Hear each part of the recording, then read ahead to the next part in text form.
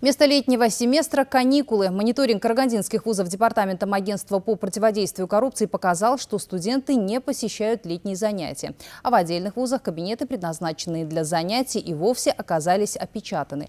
К каким коррупционным рискам это приводит, в нашем следующем материале.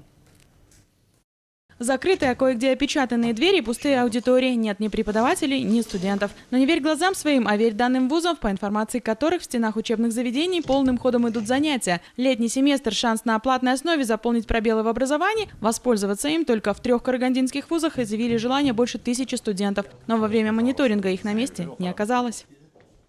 При проведении летнего семестра вузами собираются средства в размере более 10 миллионов тенге, осваиваемых ненадлежащим образом, что противоречит принципам академической честности. В бюджетной политике является значительным коррупционным риском. В сложившейся ситуации ректоры вузов пообещали разобраться лично, а в целом, по словам экспертов, общий уровень коррупции в высшем образовательном звене незначительно, но снизился. Согласно данным последнего социологического опроса, с недобросовестными практиками столкнулись лишь 20% слушателей.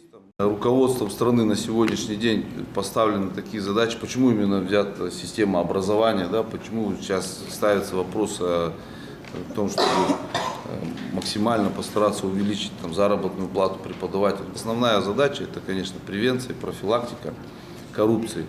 Повысить антикоррупционную грамотность, по мнению руководителя республиканского проектного офиса Саналы Урпак, агентства по делам государственной службы и противодействию коррупции Кыржана Токушева, сможет открытие антикоррупционных проектных офисов на каждом факультете. Юлан Чаусала, Игликов, итоги дня, Караганда.